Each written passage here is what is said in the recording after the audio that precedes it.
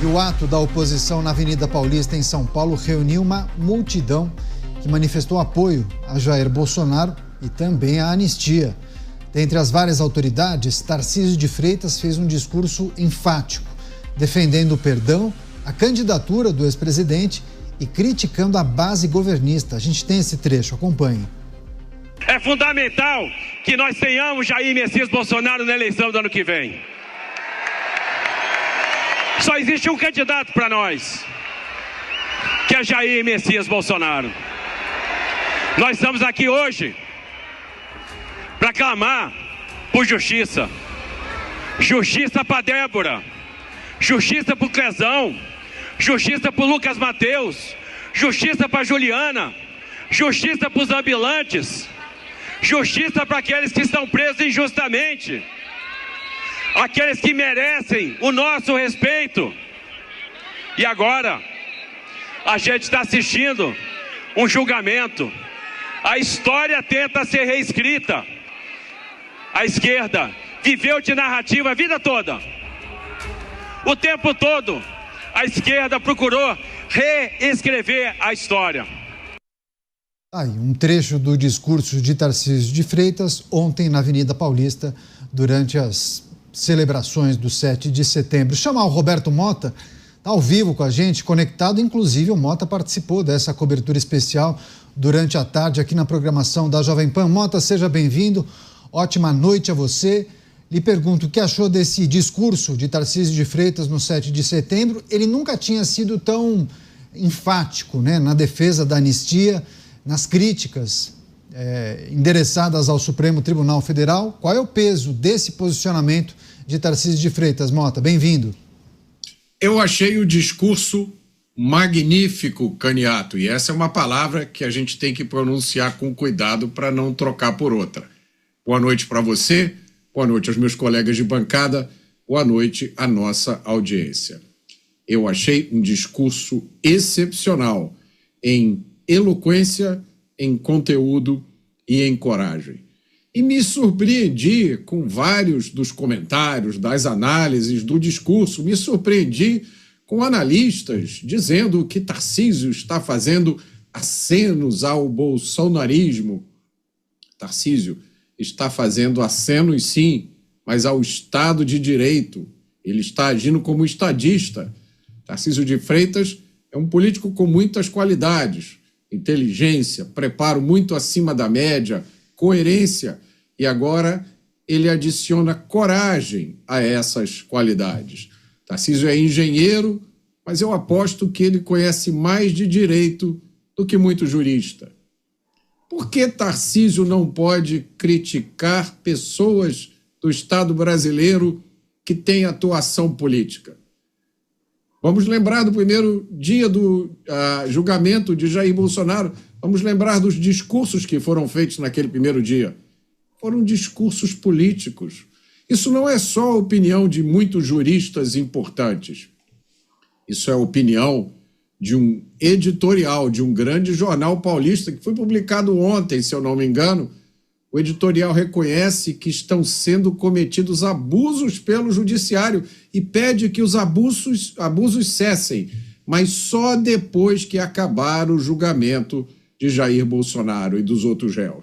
Ou seja, tudo bem que os abusos sejam cometidos contra um determinado grupo político, mas depois que esse grupo político for eliminado da vida pública, aí os abusos têm que parar. Como assim, companheiro? O discurso de Tarcísio de Freitas foi excepcional e tem tudo para ser um divisor de águas na política brasileira. Luiz Felipe Dávila também, ao vivo com a gente, vai trazer suas análises e impressões do 7 de setembro, especialmente o posicionamento de Tarcísio de Freitas, que foi, naturalmente, a figura mais falada e comentada pela imprensa, né, Dávila? Seja bem-vindo, ótima noite a você. Qual é o peso do posicionamento de Tarcísio de Freitas? Por que isso, neste exato momento, dá para prever e apontar consequências de um posicionamento firme como esse, Dávila? Boa noite, Caniato, Mota, Beraldo e a nossa querida audiência. Vamos destacar primeiro o ato corajoso do governador paulista fazer críticas contundentes que parte da imprensa e da sociedade civil, grupos de empresários, tratam de maneira hipócrita. Qual é o ato de coragem? Denunciar as violações ao Estado Democrático de Direito, às regras do direito à ampla defesa. Isto tem que ser denunciado. As regras do devido processo legal, isso precisa ser denunciado.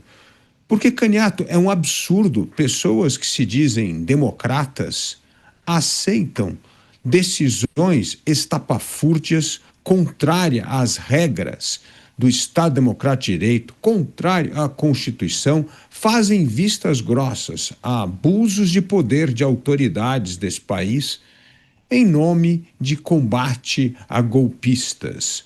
Há pessoas que o Brasil precisa de medidas de exceção. Não, quem acredita na democracia acredita nas regras do jogo democrático, que é por meio dos freios e contrapesos da Constituição e das regras do Estado Democrático de Direito que nós podemos, sim, combater injustiças, fazer com que a palavra daqueles que são os guardiães da lei sejam respeitadas e fazer mais do que tudo isso, defender a liberdade. E isso não vem sendo feito no Brasil ultimamente. As pessoas, como bem disse o Mota, aceitam certas violações da regra da democracia e da liberdade em nome de um certo saneamento do Estado brasileiro de golpistas que infestaram a política brasileira. Não é assim que se faz. É justamente honrando a democracia, honrando a liberdade e respeitando as regras do Estado de Direito é que se defende a democracia. Então, este foi o ato corajoso de Tarcísio. O ato exagerado de Tarcísio foi justamente pender demais para, vamos dizer assim, um discurso mais bolsonarista, que no fundo acaba afastando parte da direita que hoje entende que o Brasil precisa justamente de um presidente capaz de unir os polos da direita, capaz de unir a nação em torno de um projeto dificílimo de saneamento do Estado brasileiro, de reformas importantes e principalmente do enquadramento da Suprema Corte como uma corte constitucional, esta sim, prevista pela Constituição. Pois é, esse último aspecto destacado pelo Dávila, nós iremos nos aprofundar, né? Houve uma mudança de avaliação de Tarcísio de Freitas. Estaria no radar do governador de São Paulo uma sinalização para um grupo em detrimento de a insatisfação de outro? Enfim, a gente vai trazer os apontamentos dos nossos comentaristas em relação a isso. Deixa eu só chamar o Cristiano Beraldo para a gente terminar esse primeiro giro de análises. Beraldo, seja bem-vindo, ótima noite a você, as suas impressões para o evento de ontem, especialmente na Avenida Paulista. Dezenas de milhares de pessoas acompanharam os muitos discursos, mas o foco principal nas falas de Tarcísio de Freitas, criticando integrantes do Supremo Tribunal Federal, defendendo a anistia ampla, geral e restrita e também a possibilidade de Jair Bolsonaro disputar o pleito em 26. Beraldo, boa noite. Boa noite, Candiato, boa noite, Mota, Dávila, boa noite, audiência que prestigia diariamente os Pingos nos Is. Candiato, eu vi dois aspectos dessa, não só da fala de Tarcísio de Freitas, mas do que aconteceu ontem em relação a Tarcísio de Freitas. Eu me junto aqui aos meus colegas no sentido de dizer que Tarcísio de Freitas é uma voz muito importante para se calar diante do que está acontecendo no Brasil hoje. Sem dúvida nenhuma, o Brasil está passando por um momento gravíssimo, onde as instituições não estão respeitando os limites impostos pela Constituição para exercerem os seus papéis. Alguns estão avançando, outros estão se recolhendo, e isso é igualmente grave. Os avanços do Supremo Tribunal Federal são, no meu ponto de vista, no meu modo de entender, tão graves quanto a omissão do Senado Federal e do Congresso, que se submete aos mandos e desmandos de um poder que não deveria interferir da forma que interfere nos demais poderes.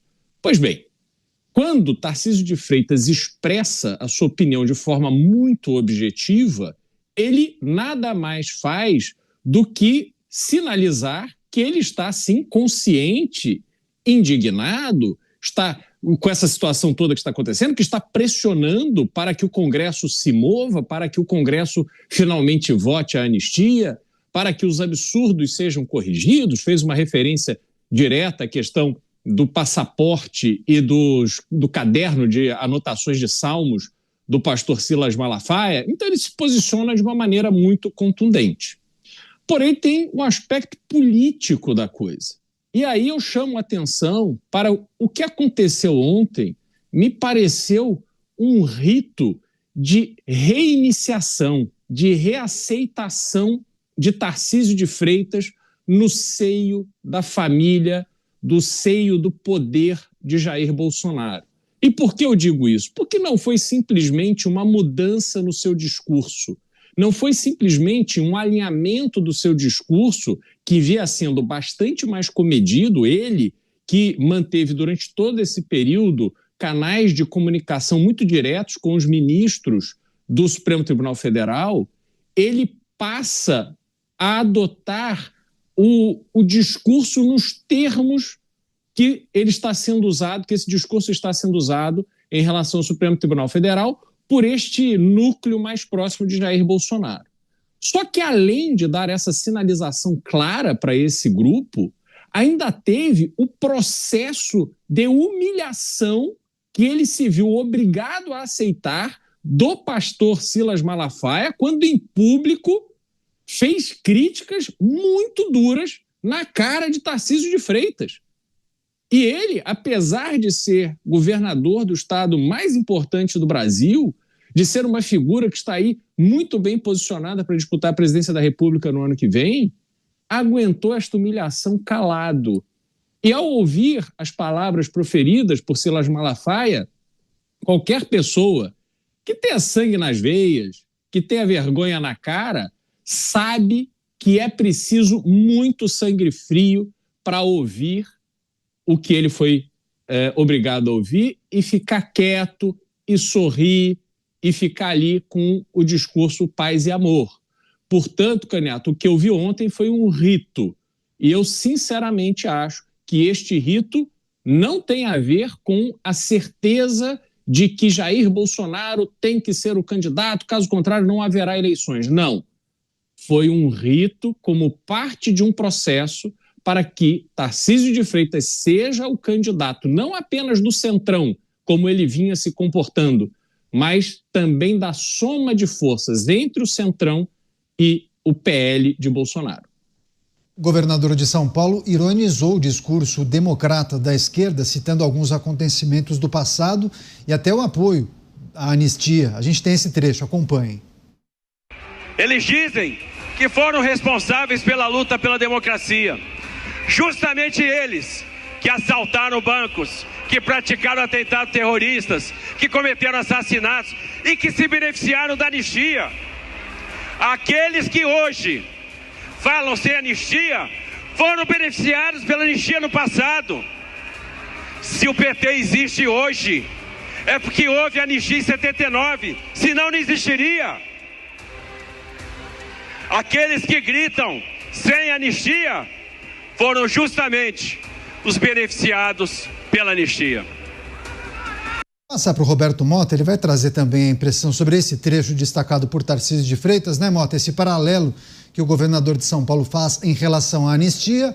Muitos que hoje falam e acabam defendendo nas redes sem anistia, no passado enalteciam esse instituto e foram beneficiados com a anistia que foi dada após o regime militar. Mas queria que você também, no complemento, fizesse a reflexão sobre talvez um exagero no posicionamento de Tarcísio, talvez um posicionamento que até afaste alguns eleitores de direita que viam nele talvez uma figura mais moderada, porque eu vi de ontem para hoje justamente muitas reflexões nesse sentido, Mota.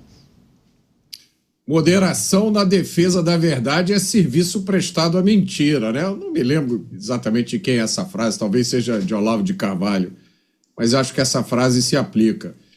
Eu tenho visto, Caniato, nas últimas 24 horas, alguns comentários que eu classificaria de extremamente absurdos, que eu realmente não sei o que se passa na cabeça das pessoas que dizem isso. Eu ouvi pessoas dizendo que não pode haver anistia agora, porque a situação de agora não tem nada a ver com a de 1979. Naquela época eram presos políticos, agora foi gente que tentou golpe de Estado. Agora a gente tem mães de família, a gente tem senhoras, a gente tem ambulantes, a gente tem pessoas que nunca roubaram uma laranja. Em 1979, você tinha gente que pegou em armas, que matou pessoas do Estado brasileiro, que explodiu bombas, que sequestrou embaixadores, que realmente colocou tropas na rua para tentar derrubar o governo. E foram todos anistiados. Então eu fico ouvindo esses comentários de que agora não pode ter anistia, porque houve uma tentativa de golpe de Estado. O que aconteceu no Brasil nos anos 60 e nos anos 70? O que é terrorismo? O que eram aqueles grupos armados que agiam aqui? E o governador Tarcísio, com a sua brilhante oratória, ele foi no coração da questão. Se não fosse a anistia de 1979, eu acho que a gente pode dizer não existiria o governo atual, porque a maioria dos políticos de esquerda hoje não teria onde se abrigar, não existiriam os partidos de esquerda atual. Muitos dos cardeais que estão ou em primeiro plano ou por trás, nos bastidores, são pessoas que se beneficiaram, direta ou indiretamente, da anistia de 1979. Então, a demonstração de hipocrisia dessas pessoas, ao dizer que a anistia não se aplica, sem anistia, isso é assustador demais, Caniato. Isso me lembra o livro 1984. É isso que nós estamos vivendo. Nós estamos vivendo aquela fazenda da Revolução dos Bichos. Eu acho que esse é o título do livro, não é isso? Em que os porcos tomaram o poder, dizendo: todos os animais são iguais. Vamos expulsar o fazendeiro da fazenda. Agora é a República dos Bichos. Só que um dia os porcos decidiram que todos os animais são iguais, mas alguns animais são mais iguais do que os outros. É isso que a gente está vendo aqui no Brasil.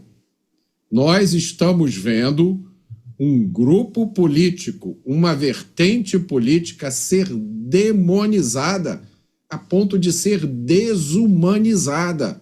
O que nós estamos vivendo, assistindo, são pessoas dizendo, e jornais dizendo isso: olha, os benefícios da lei, do Estado de Direito, da Justiça, não se aplicam para esse grupo político.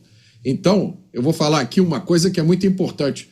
Percam essas ilusões de que existe um grupo de direita que é mais moderado, que é mais tranquilo. Se vocês acham que vai haver espaço para qualquer um que não seja da esquerda radical, percam a sua esperança. Vejam o que está acontecendo neste momento com o governador Tarcísio de Freitas, um dos políticos mais equilibrados, sensatos e moderados do país, que está agora sendo chamado por alguns de extrema-direita. É isso que estão falando de Tarcísio. É esse tratamento que vai receber no Brasil qualquer um que não professar a sua crença em todo o ideário da extrema-esquerda.